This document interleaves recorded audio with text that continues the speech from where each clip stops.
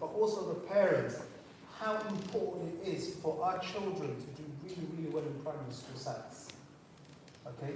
A lot of parents, or generally youngsters, misjudge the importance of SATs and the importance of doing really, really well in SATs. Those SATs are your starting point, and it's what you're measured against when you finish Key Stage 4, i.e. Year 11.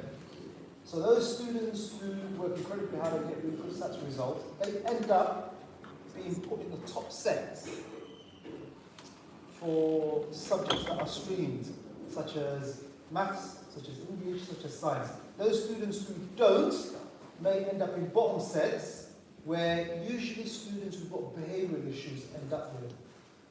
Okay? So it's really, really important to work hard on your SATs. Okay? And make sure you get at least grade to depth and 110 and above, both in maths and English, so you've got a good chance of ending up in top sets. Schools are measured against something called progressive, which is how the students performed in primary school and what they get at the end of year 11. So if students would do really well, for example, in their primary school SATs, if they are not getting the grades that are expected of them, i.e. the expected grade, the school will have got a duty of care to put a lot more extra effort and intervention into those students. Otherwise, that particular student will score at what we call a negative progress, which means that it will go against the school when it comes to league table publications. Okay, so that's a bit about SATs. In terms of the GCSEs, okay, really, really important, particularly with youngsters, okay, that I often say every hour that you do in school, you need to do at least 2 or 3 hours at home. So being independent, putting extra work at home, okay, is really important, because there will be about 10 subjects that you'll be covering, especially in year 11. And you may get, for some lessons, some subjects, you may get 1 or 2 lessons a week. Some, for example, Maths, English, and Science, you'll get a lot more. But because the content that you need to cover is huge, you are going to need to be independent, and you are going to need to do a lot of independent work at home. Okay? Really, really important. I know some schools, for example, that do lots of intervention. They set independent work online for the student. So it's really, really important for you to be independent, to put extra effort into your work. Stay behind. Okay. In my school, for example, right up to the exams, what we were doing was we were opening the school up till 10 o'clock, because the area where we live, and most of our students live where we're at, it's one of the most deprived areas, and a lot of the students haven't got study space at home. So we opened up the school, and some of the students were going to the library. So it's really important that you put the extra effort in, not just in the run-up to the exams, but from the start, i.e. from September. That's really important. So working extra hard, putting extra effort into your studies, and is really important. What's also really important is most schools at least do 1 or 2 mock sessions where they measure where you are, and those are the grades that schools use to project what you're likely going to get, which will go towards your reference. So in the past, I've seen students who don't take those mock assessments serious. You must take it serious, and you must treat them like real exams. That is really, really important. The third thing that I would urge you to do, and particularly the youngsters, is if you are going through any social or emotional well-being needs, first and foremost, speak to your parents, because I think it's really important. Sometimes youngsters do become detached from their parents, so speak to your parents, okay, because being in year 11, being in year 12, being in year 13 is very, very stressful, and there's a lot of demand on yourself, so it's really important that you are getting that emotional support. And if you feel you're not in a position to do that, it's also really important that you speak to the school. Usually schools have counsellors, schools have support services that youngsters can access. Once you get your predicted grades for your sixth form, it is really, really important that you scrutinise them. You scrutinise them, and you also speak to not only your teachers but also your parents, because what you need to do is make sure that you are going through the right avenue for post-16 education. For example, if your predicted grades are 4s or 5s, it's inappropriate for you to be applying for some of the A-level academic subjects. Sometimes youngsters want to do A-level courses, but it may not be the right channel for them. So that's really, really important that you make a choice. Usually the school will guide you, but I think it's really, really important that you are choosing the appropriate course for post-16 education. There are some really, really good BTEC courses and vocational courses out there. And there's a myth which is, I can't get into a good university if I've done a BTEC course. Okay, believe it or not, I did a BTEC course. Okay, I ended up becoming a head teacher. So it all depends on the career advice that you get. It also depends on how hard you work. Okay, in my school, I've had some students who went to the likes of Queen Mary University, which is one of the Russell Group universities. In fact, the majority of the students who did some of our BTEC courses, when it comes to business, when it comes to computing, when it comes to health and social care, they went to that university. Some of the students who were adamant that wanted to do A-level courses, who struggled, who couldn't get the grade that they deserve, and couldn't get into the likes of Queen Mary. So, yes, if you're academic, go through the academic route, but if your predicted grades are 4s and 5s, and in some subjects probably 6, what I would say is think very carefully and choose the right course, even if it's a BTEC course. Right? That's really important. And my final point will be parents. I can see a lot of parents here. I'm a parent myself. I would want my children to do well. It's really, really important that we're giving our children emotional support during the exam seasons, or even year 11 is very, very stressful. Okay, students find it very difficult. Some students cope well, others don't. So it's really important that we are constantly talking to our children. We're finding out how they're getting on in school. It's also really important that we're making sure that, for example, in the morning they're having breakfast and they're not leaving in the morning without breakfast. Make sure that their lunch account is topped up. These little things are very, very important. What's also really important is that as a parent, you are in regular contact with the school. Often I get parents contacting me saying, oh, my son or my daughter has suddenly been put in the bottom set, or they're not getting the grade that they deserve. The first question I normally ask them is, have you been in contact with the school? Have you found out why your child has got this particular predicted grade? Often the response is no. So it's really important. Do not wait for parents' evening. That's the other myth that I often hear from parents. I'll speak to the school during parents' evening. You don't have to wait till parents' evening to speak to the school. You can contact the school, often speak to the head of year, or your child's, particularly their maths teachers, science teachers. It's really important that you are in regular contact with them. Find out if, for example, your child is putting the effort that is needed. Are they working hard? Are they being independent? Are they doing extra work? Are they doing the homework? Okay, what's their predicted grade? What content are they covering? Can you, as a parent, help them? These things are really, really important. So,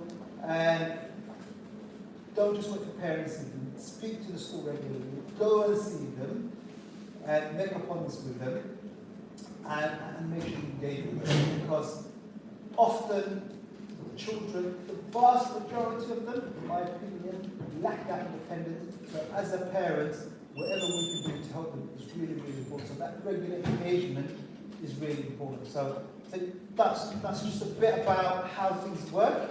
And usually the mock exams are sort of, before Christmas. So November time, roughly, those are when they are. There's a lot of things that are thrown at the kids in year 11 and year 13, so it's really important that we are aware of what's happening, what they are covering in school, what texts are they covering, are they, what are they doing at home, Okay, that's the other thing that I've seen with the kids. Okay, I'm doing revision. No, they're not. They're on YouTube. Okay, so we really need to keep an eye. We really need to keep an eye on them. And also, I know it's difficult as a parent, but we do need to limit the amount of screen time our kids are exposed to during these very, very important times.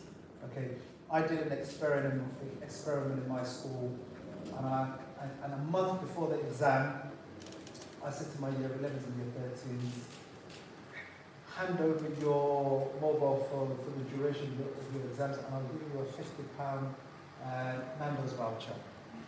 And it really worked. It really worked. A lot of the kids voluntarily handed over their phones. We did that as a school, but it would be really good if parents can do that at home. Okay, and we obviously had to, put a financial incentive in front of them in order for them to comply. A lot of the students did that, and believe it or not, it had a massive impact. A lot of those students who voluntarily handed over their phone, and we held on to them until the end of the exams, did really well. Okay, these phones, I'm afraid to say, are a distraction. Not just us adults, but also to the youngsters. Okay, and you only get one shot at those exams, and you can't wing it on the day of the exam or the night before. Okay, it's a marathon, not a sprint. So you do really need to prepare beforehand, and whatever we can do as parents to help our youngsters, it will give them that support, and it will give them the foundation that they need to succeed. So it's really, really important that the parents play an active role, okay, because these devices particularly, okay, are very, very addictive. And believe it or not, those people who design these platforms, the likes of Mike Zuckerberg and whoever does these platforms, they don't allow their own children to go on these platforms. They don't. They want our children to be glued to these platforms, but they don't allow their own children to access these platforms. Because it's really, really important. Really, really. As I was coming in, I was hearing EE released a study which said parents must not give a phone to children under the age of 11. Look it up. That was just released today. So it's really, really important. Yes, they've got advantages, but there's also lots of disadvantages which are associated with them. So we as parents, including myself by the way, need to do all we can to be able to support our youngsters get through this challenging hurdle. These adolescence years are very crucial, and the youngsters need a lot of support, and that's where we come in as parents to be able to guide them, support them, advise them. Okay, lots of advice. Talking to our youngsters is very important regularly. Okay, making sure when they come home from school, you speak to them, you engage with them, you ask them how their day was. What did you get up to school? What subjects did you have? How did you get on? How much homework have you got? Okay? These things are really, really important, and that sort of communication is very, very important. Okay, so I'm around. Those of you who want to speak to me or ask me any questions, and I'll try to answer them as best as I can. Thank you so much.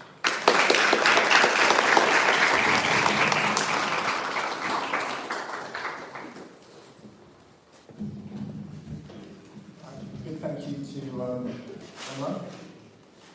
His insight as a leader of the school, the community's trust, is invaluable, and I think we should really listen to the advice he's given and take that fully on board. I'm going to pass on to our next colleague in a minute, who will hopefully talk to us about sixth form.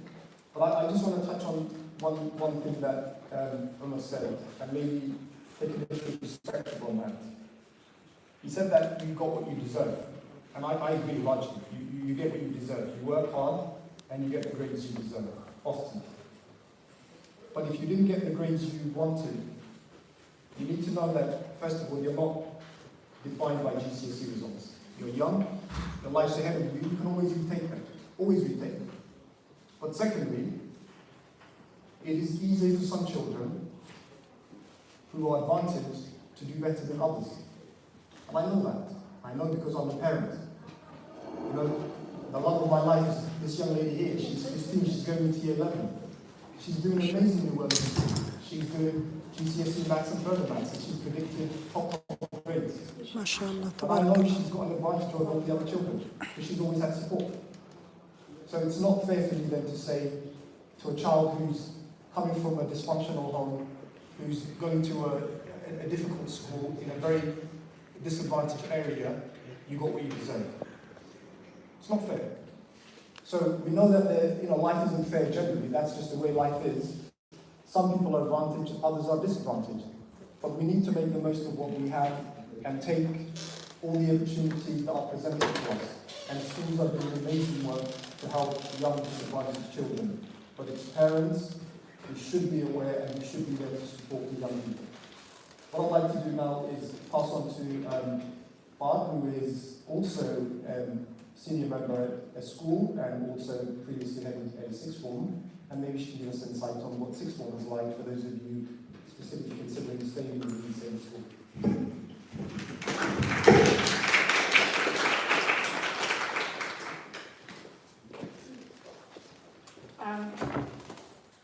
I too do not want to use the microphone. I hope you can hear me. My voice should project to the back, but if you can't, please do let me know. So first of all, I want to say Assalamu alaikum, good afternoon everyone, and thank Abdurrahman and Ma'ali Mohammed, because I just know he was Mohammed, Ma'ali Mohammed for having me here today. And second of all, I want to extend a very warm congratulations to all of the students who have received their A-level and GCSE results. Whether you are thrilled with your outcome, and I hope that you are, or some of you may feel a bit uncertain, know that each and every one of you have actually accomplished something and have possibly probably put in a lot of effort. And your GCSE results, for those of you who've just finished year 11, is a pivotal time in your career as young people, or academic career. And now it's the time to think about your next steps. That's the reason why we're here, your next steps and making the best decisions. Before we move on to that, I'd like to introduce myself and tell you a little bit about myself. So, and also, who's this person that's giving you advice? My name is, if I say the way my dad says it, it's Bar Hersi. If I say the way I say it to my students, well, Bar Miss Hersi. They don't know my first name. They do, but they never say it. Okay, so, I am a mother of 4 children, 4 wonderful children, I'll say, mashallah. And my 2 older children are older than the majority of you. So there are 2 that are older than you, one's at university, and the other one, hopefully a day, very, very soon, will start a degree apprenticeship. So your advice and guidance would come in really well to grow. My middle child, Zakaria, is in year 10, like your daughter, and he's going to be where some of you are right now next year. And so we are thinking about his key stage 5 journey. We're thinking about Zakaria, what are you going to do for A-levels? What are you hoping to do? What is your next option? And his response whenever I ask him, what are you going to study in year 12? Bless him, and may Allah guide him and guide the rest of you and bless you. His response is always, I don't know who you are. I don't know. And I can't imagine how easy it is for Zakaria to have a mom who's an educator, because I never let things go.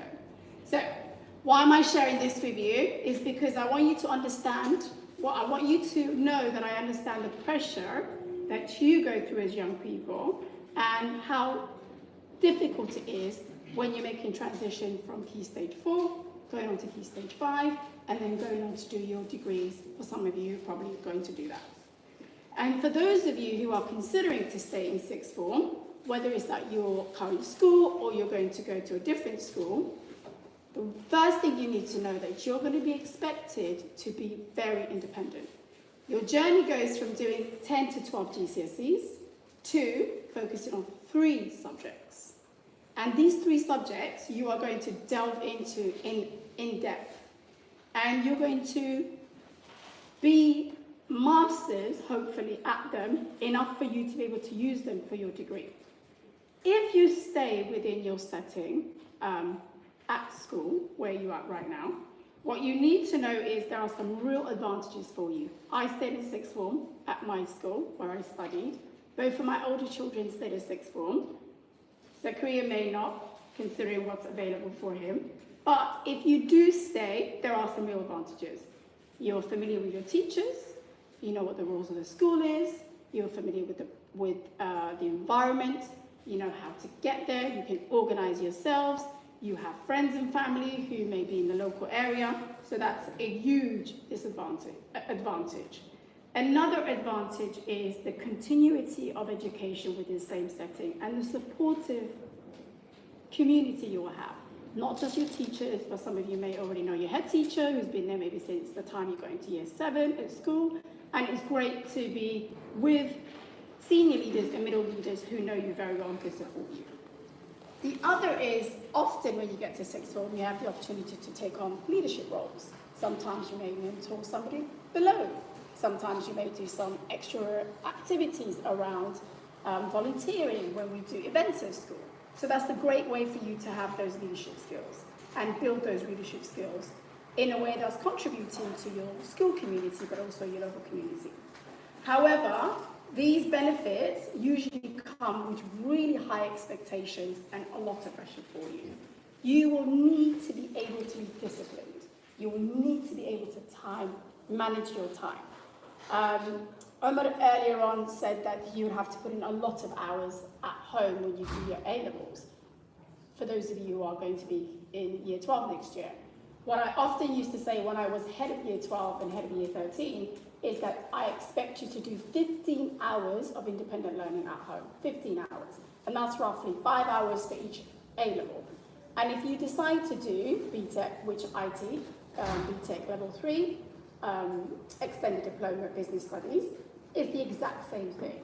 The level of work that you're expected to do when you get to year 13 or year 12, I should say, there's a huge jump from year 11 to year 12. In that transition time, yes, you get some more freedom, independence. You're treated slightly more mature than if you were in year 10 and year 11. However, you're expected to be more mature. You're expected to be more independent. You're expected to be more organized. You are expected to become young leaders, although I say you should be a leader at any age, and any one of us can be leaders, but that is the expectations for you. And that is what's going to help you succeed. Consistency, commitment, determination, and the drive and motivation that has to come from within you. I'm a parent, I will always push my children. Each and every one of you have parents who will always push you. You have teachers who are your coaches, your mentors. They will always push you. We are going to want to pour that love and support into you because we benefit from you being successful. Your success is our success. However, you need to have what I called, or what it is called, intrinsic motivation. It needs to come from you. It needs to be a drive that comes from you as young people. Whether that is competing with the person next to you, on your left to the right, whether it's competing with your siblings, if you have older siblings or cousins, which happens in my house, by the way. All of my children check to see what they got at GCSEs, and if one does better than the other, God, in my household, it's a bit chaotic for a little bit. It's very competitive, but that's a good thing. Compete with those around you. Find a group of friends who are as motivated as you. Some of you will take different paths, whether it's A-level or whether it's T-level or whether it's BTEC. Each and every one of those will require you to have that motivation and to work really hard.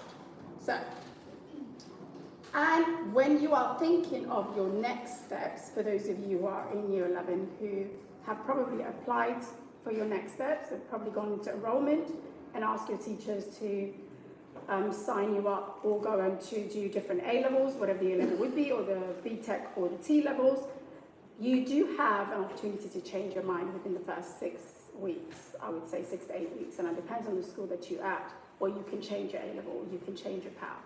If, and only if, you have the grades to be able to do those courses. When you have the grades to do those courses, the power lies within you. You have more negotiation power than anybody else, or I should say bargaining power, because if you have the grades, you are then going to be able to do any course that you choose to.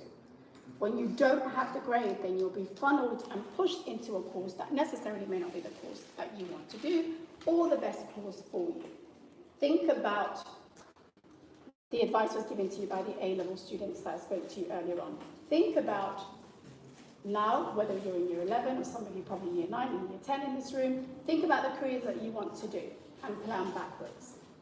And by the way, you can change careers and change your minds at any given time. You're a human being, you can change path, that is very possible. But think about those careers that you want to do.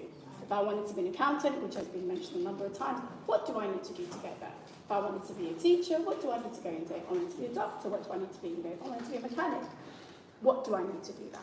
And you can change your mind once you do something, and if it doesn't feel right and if it doesn't work, you are able to change your mind, because this is the time as young people you could change your mind. So I'll give you an example. My daughter initially went to a university in London, which is UCL, and she did chemical engineering, she did chemistry as her degree. She got an A star in maths at A-level, A in chemistry and A in biology. She decided to go to UCL, she got the placement, and she did pretty much a whole year. But in that year, she had decided that was not the right course for her. She didn't like the setting, she didn't particularly like the course. It didn't have enough application for her as a young person.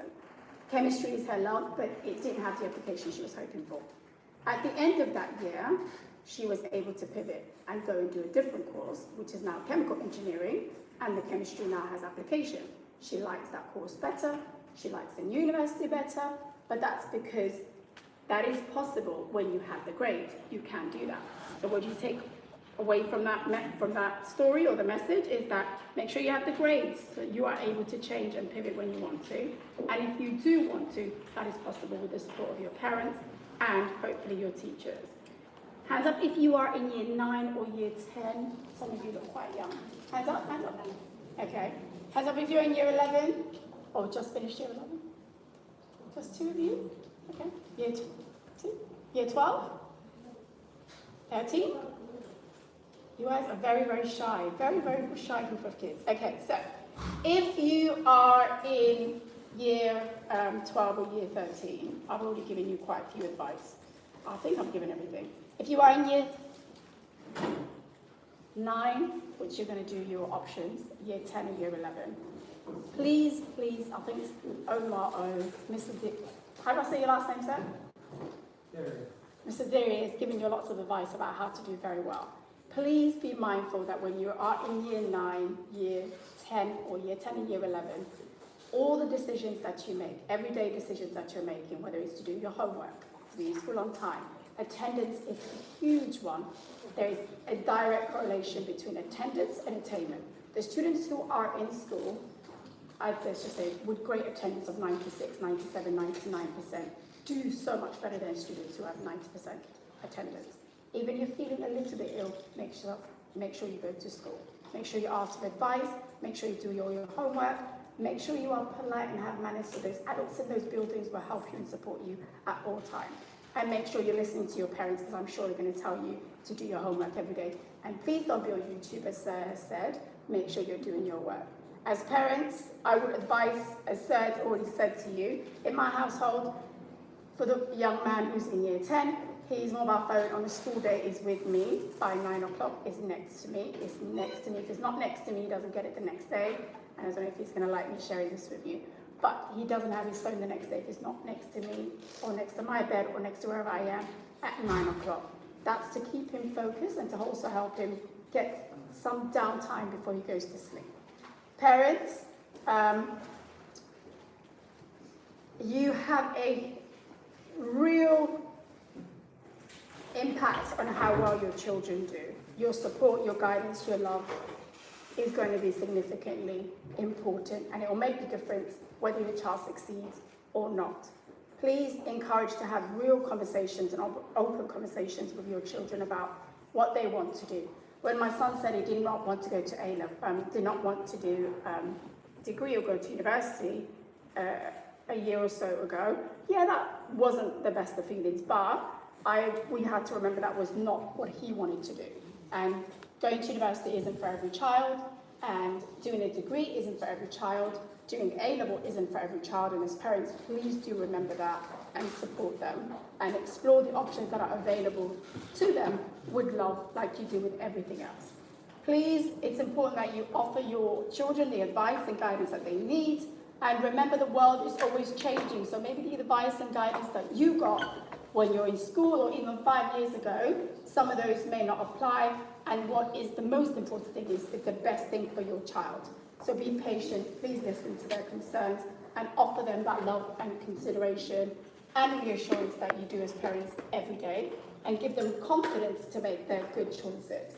Okay, in closing, I want to remind the young people in the room, especially those of you who've just finished your GCSEs, that your GCSE results is just one part of your journey. For those of you who have done your A-level, it's the same thing. It's one part of your journey, your academic journey, your life journey. The path that you are about to go on is filled with lots of possibilities. Yes, there may be times you are defeated, but you must always continue and make sure that you're looking for possibilities and ways to actually succeed as young people. And with the right support and love from your parents, with the right determination, you can achieve your goals. Keep exploring, stay curious, be bold, be confident, try and believe in yourself at all times.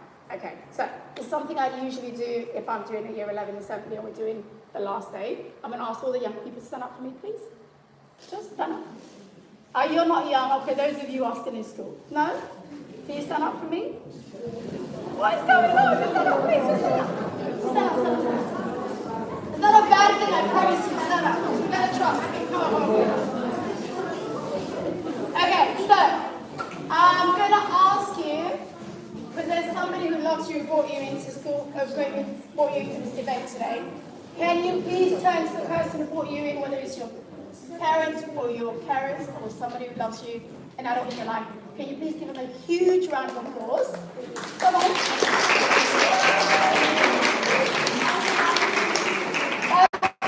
Say thank you for all the love they poured into you for you to be successful. All right, sit down. Thank you for having me today. This is really an exciting time for you. I know it's quite a pressure, but it is a real exciting time for you. And my brother said I was a deputy head. I'm actually an assistant head, but thank you, I love that for myself until next year. But I'm an assistant head and not a deputy head. And my name is Ms. Hassan. It's been lovely to talk to you all. Thank you. Thank you.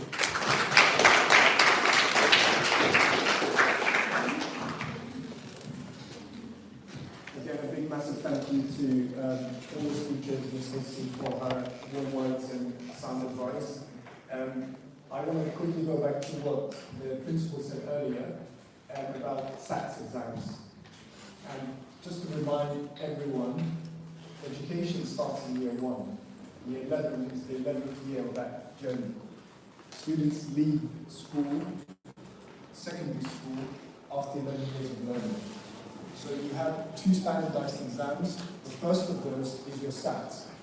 And it's very, very important for parents to understand, and I cannot overemphasize how important it is, that those SAT exams make a massive impact on the child's journey in secondary school.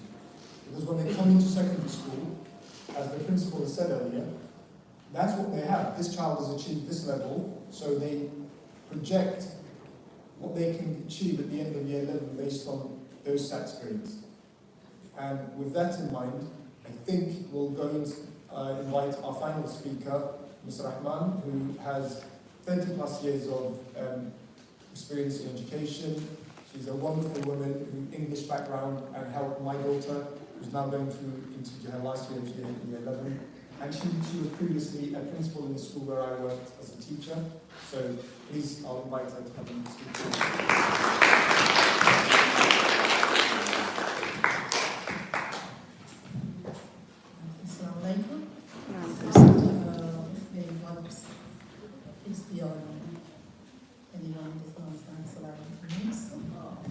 Okay, I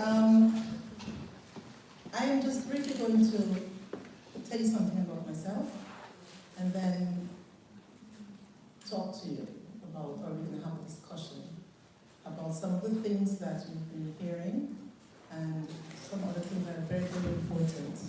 So yes, my name is Tahira Rahman. I've been, when Miss asked the young people to stand up, and then because I came to me and said, "Are you not going to stand up?" I said, "You know what? I'm looking at everyone, and I saw some very young people who decided not to stand. Well, when I tell you this, I think you would want to stand up now." So I have been in education. Don't look at me like this, please. Right, so I have been working as an educator for almost 5 decades. Right, I started teaching in 1976. So some of you are thinking, okay, don't do the maths, please. Don't even try. You see, the thing is, all the systems that you've been told about today, all the avenues or pathways that you can take, where I'm from, my country, where I was born, even though it's always been following the British curriculum, our government did something else. So they gave us opportunities for something else. So when I finished my GCSE, of course that was GC then, I was able, or I'd been able then, to actually do A-levels while I work. And I've been in love with teaching since I was 4 years old. I couldn't wait to start teaching. So after I've done my GCSE, I decided I'm going into teaching right away. But then we had schools where you can go in the evening to study for your A-levels. So I'm telling you this. I've heard, lots about you don't have to go straight into university and all of that. But it has to, you have to know what you want to do and take one, because you have a lot of advice today. And I'm sure you can take from all that you've heard and decide. Throughout my years of teaching or being in education, well, not right now, but I stopped a few years ago, I have studied. So I started teaching, started working, I do my A-levels, I went to university, I did all my, postgrad, everything, I was working. I never stopped working. So, again, taking from what so many others said, hard work doesn't really kill you if you know exactly how to do it. You have to be smart when you're doing it. But you need to work hard to achieve. Right, so I've been teaching for all this time. I really love it. Unfortunately, I'm quite sure some of the teachers here will tell me that it's true. If you ask a child what you want to be now, no one wants to say teaching. They don't want to teach. Now, my discussion will take some from a little bit of what, I'll just say something to introduce what I want to talk about, but I'm going to go a little bit into some things that parents and children here you need to think of. For those who finished their GCSEs and they're thinking about year 12, 13, so on, you need to reflect. So what I'm going to talk about is to give you some reflection, to help you to reflect on things. I know there are children here who are quite young, some preparing for exams next year, and some are still down the line and thinking, this doesn't concern me. I don't know why mom or dad brought me here, it doesn't really concern me. That is why I think that young man decided it's not going to stand up, it's not about me, right? Let me ask a question, and I'm going to ask, especially those of you who are year 10, those who just finished the exams, and before. When did you start preparing for GCSE? Yes, when did you start preparing for GCSE? First, I'm going to ask someone who said something, and I'm going to tell you that she is, some people advise you, but they don't take their own advice, but this person, she has advised you today, and she has, I can prove to you that she has done it. Just take her own advice. So, Amira, when did you start preparing for your GCSE? Pardon? Year 10. Is there anyone else, and any of the boys over there who finished GCSE? When did you start preparing for GCSE? Or you haven't started yet? Have you started? Okay, so the girls are fine. You're in year 10 now, and you, year 10. When did you start preparing for GCSE? This year. Okay. Parents, can any one of you be bold enough to tell me, when did your children start preparing for GCSE? Just tell me. You have a good one. Tell me. Huh?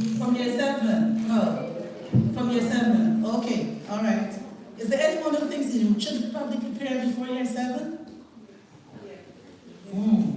Now, but Omar mentioned something about primary school, and I'm going to tell you something. Most of what I say is also based on English. And, he said I'm an English teacher. Yes, I'm an English teacher because I teach English, yeah? Okay, now let me tell you how you're prepared. The stats that we're talking about is not only year 6. Because good schools start tracking your children from year 2 stats. So when you do, I mean, some schools don't think it's important now and probably don't do it as much as we did when I started working in this country, right? I've had 2 primary schools, 1 in this country, and 3 secondary schools, 2 in this country. So the link between the primary and the secondary school is very, very important. And I'm going to say something that Omar also touched on, and the other sister, don't wait on the schools to call you to tell you this about your child. You have to be actually tracking your child as well. So year 2 stats, what good schools do, they look at the results, and from then they start, if I was going to ask you as well, when do you look at your predictions, and when the schools predict for you what you're going to have in GCSE, it is not only from year 10. Because when we have a child writing an exam, or the SATs for year 2, we start saying, okay, this one is doing very well, so we're going to track this one to see what's going to happen in year 6. So they track the child from year 2 to see how things are going to work for year 6. Now, what is the thing I want parents to realize? That some schools, in their tracking, they like to just cover the ones that are doing well to year 6. The ones that are not doing well are the ones that really should be getting some early intervention to help them in year 6. It doesn't always happen. So this is where you come in as parents. After your year, the child has done that exam in year 2, and they haven't done that well, they have not reached the expected level. They'll say, oh, they're still young, because I've heard it so many times. They're still young, I don't have to do anything now, wait until they get to year 6. You have to do something then from year 2. If your child is not getting it right from year 2, there is a possibility that if you do not do your intervention, year 6 is not going to be something you will smile about. And as you heard, the year 6, if you're going to leave year 6 and you haven't scored those scores that you're supposed to get, you're going to have some problems getting to the right sets in year 7. So year 2, we have to just don't ignore. I'm looking at the sister here, whose son I taught when he was in year 2. And from then I knew what he was going to do. By the time he gets 3, 4, 6, I knew what he was going to do. Because you can see from year 2 how he's performing. Okay? So don't wait until then to say, I'm going to try to see if I can nip to the bud. From year 2, it's very important, because let's look at English. All the skills that you're supposed to have covered for GCSE, you start learning that in year 1, in mini bits like that. You know about the little book, the reading books that they have about Biff and this and that, who went to the seaside and whatever. What do they ask you? Where is Biff? Answer, he was at the seaside. There's where a child's already learning to get information from a text. Isn't that what you do in GCSE? Question 1, pick out 4 information. Copy down 4 information. Get 4 bits of information from the text. You started that in year 1. Mini bits. So you cannot wait until year 10 or 9 to start getting serious. Parents should not wait until the school calls you for a parents' evening in year 9 and say, okay, your child is not doing well, or we don't know how we're going to, what are the subjects we're going to select here. And then the child is not sure because they have not been doing. I have experienced children, parents have spoken to me about this. When the child is in year 9, they don't know what to choose because the child has not been doing very well from before then, and nobody took it seriously. Nobody took that seriously because they say, in year 9 you're going to select your subjects. How are you going to do that if before year 9 you weren't taking things seriously?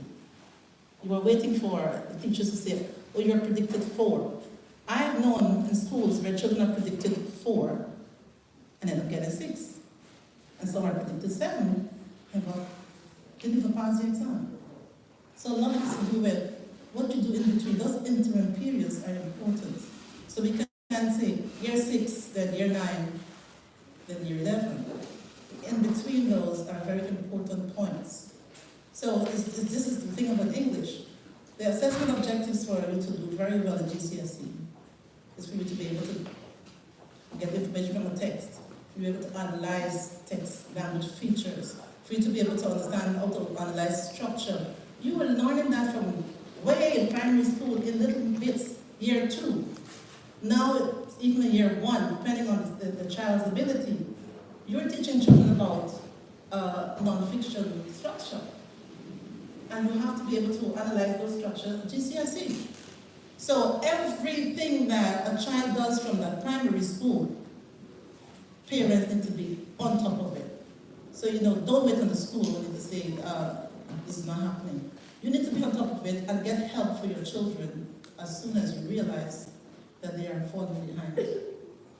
See, sometimes we just leave it up to the school. Good schools will, of course, monitor, track the children, help you with that, but this is where parents need to get involved. Year 3 and year 4 are important just as year 6. Because if they don't get how to be creative in writing, what happens when they get to year 6? What happens when they get to year 7? Because there again, they are being trained for that creative writing in GCSE. So if I want all of you to reflect, those who are gone to year 11, those in year 10, think back about what I'm saying. Did you not learn these things, or at least you were in classes where these things were taught from year 1? You're not, writing stories. You might not be, using all the language features and all that, but you were doing that. So it's very important that those of you now who are preparing for your exams, I want you to reflect on your performance now. In year 10, in year 9, and this little boy here, I think, in year 8, right? He's in year 8, right? He's going to 9 in September, next week. Right. So that is, and I'm also going to put responsibility on not only the parents, but older siblings. Because sometimes our parents are busy. Mom is always busy. I remember when I was heading one of the schools here, I would see the mother coming in with the children, and she has all the bags and everything, and the children are coming in, and mothers are always busy, dads are busy. All the brothers and sisters, you also should take that responsibility, trying to track your younger brothers and sisters and what they're doing in school, to help them so that when they get into year 10 and year 11, we don't have a situation where there are gaps, there's still gaps. So my talk to you here is not only for those who have left now, from GCSE, because you have lots of advice. Sitting here listening to everyone, very good advice.